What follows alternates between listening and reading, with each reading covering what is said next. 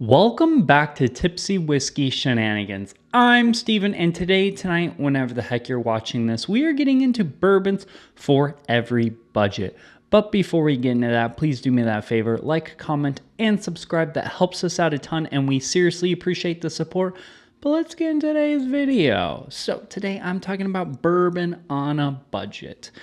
But not just like the budget when we're thinking about trying to get the best bang for your buck. These are bourbons for anyone in any sort of budget. We're topping it at $100-ish on this video, and I'm basically going through each kind of price point that I feel is an important price point in the bourbon world, and I'm talking about available bourbons inside their own budget line.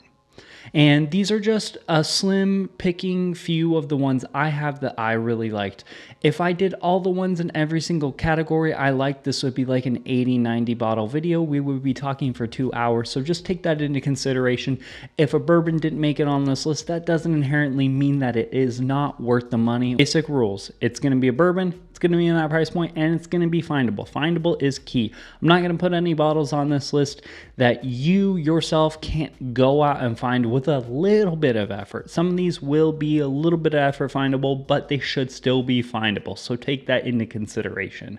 So before we get in today's video, a word from our sponsor. If you're like me and you struggle to get through your daily routine or make it to the gym in the morning after a night of drinking, well, ZBiotics might just be the answer you're looking for. ZBiotics Pre-Alcohol Probiotic is the world's first genetically engineered probiotic. It was invented by PhD scientists to tackle rough mornings after drinking. Here's how it works. When you drink, alcohol gets converted into a toxic byproduct in your gut. It's this byproduct, not dehydration, that's to blame for your rough next day. ZBiotics produces an enzyme to break this byproduct down. It's designed to work like your liver, but in your gut where you need it most. Just remember to drink ZBiotics before drinking alcohol. Drink responsibly and get a good night's sleep to feel your best tomorrow. Go to zbiotics.com/tipsy or use the QR code down below to receive 15% off your first order. This code can also be used for subscription, so you can stay ahead of the game for anything that life might throw your way. Also, ZBiotics is 100% money back guaranteed, so for whatever reason you are not satisfied, ZBiotics will refund your money, no questions asked. With Labor Day being just around the corner, make sure to stock up on ZBiotics before that long weekend kicks off. Remember to go to zbiotics.com/tipsy and use the code tipsy at checkout to receive 15% off your first order. Thank you, ZBiotics, for sponsoring this video, but let's get back to it. $0 to $25. This is going to be the best bang for your buck. And honestly, these two are probably the best bang for your buck bourbon-wise on this entire list. And you might judge me for this one because I've said some negative things about this bottle. That being said, when you look back at the price point, all those negative things go out the window. Old Granddad 114. This bad mamma jamma is 114 proof Old Granddad. It is Jim Beam juice, so it's on the nuttier side. You gotta like a nuttier bourbon if you're gonna go for this bad boy. That being said, it is $20 in my area. $20.99. So I guess 21 if you want to, like, you know, round up, I guess. But I like rounding down for price points because it makes me feel better about how much money I'm spending on whiskey. So $21 for 114 proof Jim Beam juice. That is a knock out of the park value wise. Like, honestly, this isn't the most intense, not the most complex. It's nutty, it's vanilla. There's not an insane amount going on. But what is there is really, really good. It has high proof, so it stands up in cocktails really well as well. And I don't know, like, I don't think there's anything that matches the intensity that this brings for the price point I can find it at in my area. And I should also asterisk, everything inside this video is going to be based off of my area, my location, my price points that I can find at my local stores, because I know in some areas of the country this is $30, and for me, this at $30 isn't really worth it. But next bottle on this list is gonna be another hitter, which actually I can get for under $20 in my area.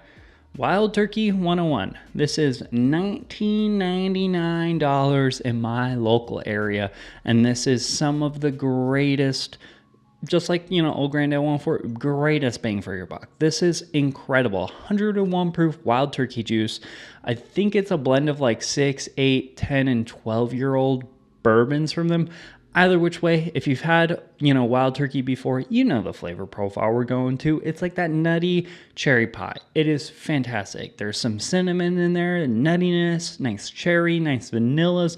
In my opinion, the Wild Turkey 101 flavor profile has been getting more and more towards that vanilla-y direction recently, and I'm really, really enjoying it. I don't know if it's me personally or if it's their flavor profile in general. Who the heck knows, but I'm really, really enjoying a lot of these Wild Turkey 101s. And again, for $19.99, there is not a single bourbon that competes with that. And again, I know $19.99 is also very low for that, but those are just two that I don't understand why, but in my area, my market, those are like $5 cheaper than they should be. And I'm reaping the benefits. It is what it is. But after that, I wanted to get into the $25 to, we'll call $35 range. This is, in my opinion, kind of the budget, but also like more premium budget, if that makes sense. So these are still budget bottles, but they are more in that whole premium realm, like fancier. We're getting higher quality whiskey with this.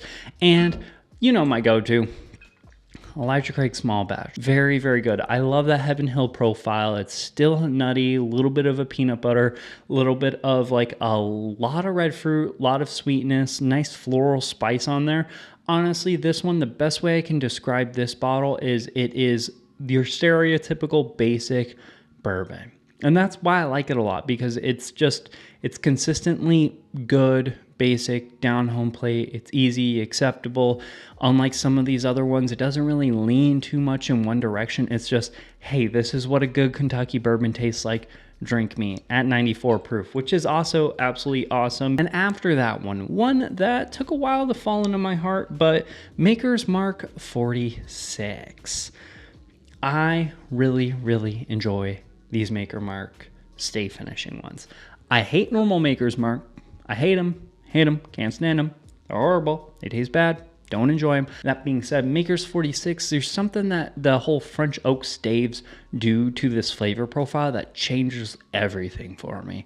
These are so freaking good. It is that like vanilla custard, strawberry shortcakey type flavor profile, but then with like a little bit of a peppery spice. I really, really enjoy what this does. And for like, I think these are like $28 or something in my area.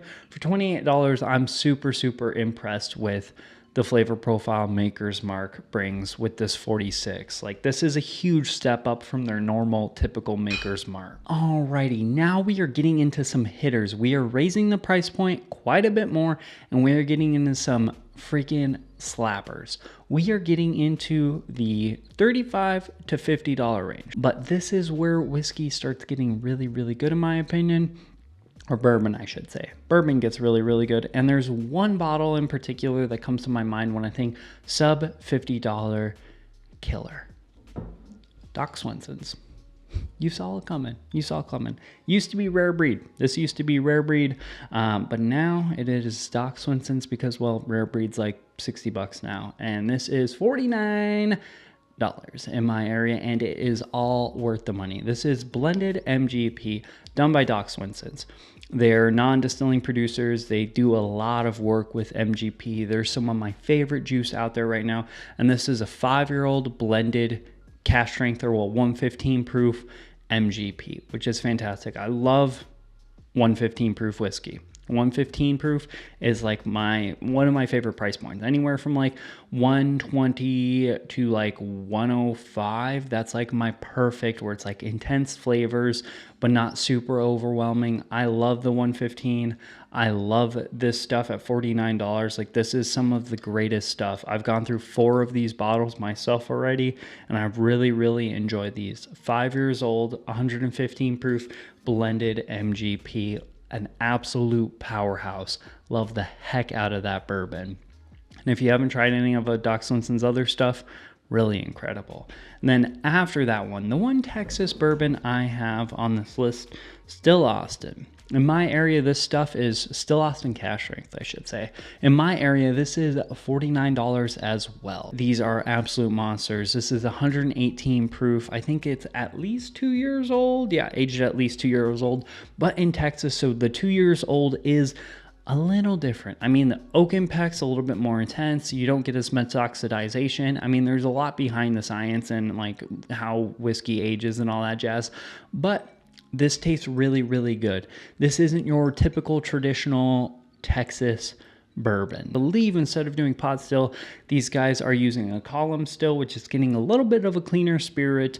I don't know what they're doing aging process wise, but this really tastes like a blend of like a typical Kentucky bourbon and Texas bourbon put together to make something absolutely incredible at 118 proof for, you know, $49. So incredible value, really good, heavy brown sugars, really enjoy that flavor profile, and you cannot go wrong with Still Austin. They make some incredible stuff. My favorite, absolutely incredible range is going to be the $50 to $75 range. This range is where bourbon becomes amazing, in my opinion. Everyone has their own opinion of what value or where they find the best quality, best bang for your buck. In my opinion, nowadays, the whiskeys I'm finding sub $75, like in between that $50 to $75 range, are some of my favorites because I'm a proof whore. So I like something with some proof. You don't find a lot of good lower proof whiskeys under 50 outside of the two I just brought up. So this is where bourbon is getting freaking cranked up to 11, slapping you on the butt, and we're starting to be like, heck yeah, let's see some proof. That being said, one of the bottles on this list isn't high proof, and that is Old Forester 1910. I love this bottle. This bottle is absolutely incredible. Incredible. I love this bottle. This is Old Forester's Double Oaked. They get a lot of marshmallows and graham crackers. And I think if you haven't had a Double Oaked product or if you don't have one on your shelf, this is a great alternative because it's more of a dense, kind of chocolatier, more graham cracker, marshmallowy type, you know, Double Oaked product compared to a lot of the other ones where, like, for example, Woodford Reserve, which is a really good one as well, but it's very heavy Werther's Original, where I think that has a little bit more complexity. So that's why that is my go-to kind of Double Oaked product. And I think it's really, really good for like the 55, 60 bucks you can find it at nowadays. And after that one, speaking of a bottle that used to be one of my favorite hitters, Wild Turkey Rare Breed. Still one of my favorite hitters. I just have to pay $10 more to get it. Again, just like I said about the 101, this stuff it's generally that, like, you know, cherry pie, nice cinnamon, nice like vanilla.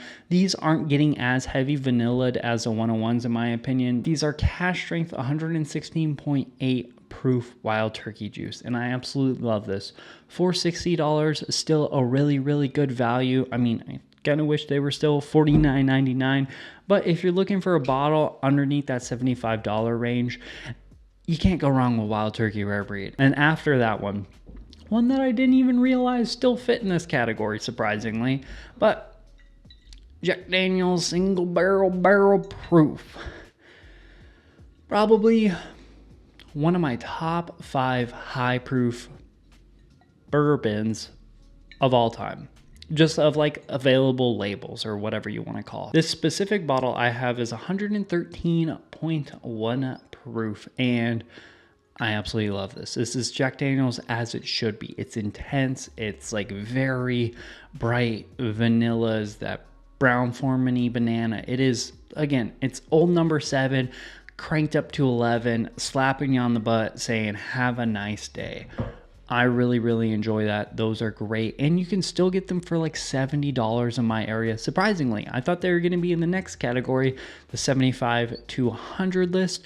But no, that technically still fits. And honorable mention for this category, I should say, 75 or sub $75 range, honorable mention, Doc Swinson's Exploratory Casks. I know I brought it up earlier. I really, really enjoy Doc Swinson's, bottlings or releases. These are technically limiteds, even though they're going to be releasing another one every single year. But I didn't feel right putting them on this list. But honorable mentions, if you see any Doc Swinson's exploratory casts, which basically is their just finished MGP line at this point, pick it up. Run the last few pretty quickly. And that is going to be Old Forester single barrel. Old Forester single barrel, this is like $80 in my area, $85 depending on where you find it. But these are cask strength single barrels of Old Forester. So take it as you will. Single barrels profiles are going to be different, just like that Jack Daniel's single barrel. You know, if you find a hitter, because these ones are kind of inconsistent compared to the Jack Daniel's, but this particular one is absolutely incredible. It's chocolatey, it's freaking like dark brown sugar, molasses, it has that banana, like it is dark, it's dense. I really, really liked it. And after that one, another one that I really enjoy, Barrel Bourbon Batch 034. But I should also just say any barrel bourbon batch. I mean, do your research on them, because these are a little pricey. These are $90, but I'm really, really enjoying a lot of the releases I'm finding from Barrel nowadays, because they're 6 to 14-year-old blends. So they got a lot of aged product in them, but they also do have a decent amount of 5, 6, 7-year-old whiskeys usually. So take it as you will, do your research, watch reviews. They're not limited or anything like that. I mean, they do a new batch, but they don't fly out the shelf. So definitely do your research before you purchase a bottle, because they do a good job sending out bottles to people. Like they sent me 035, which I still really like, but 034, if you can find it still on your shelf, it is so freaking good.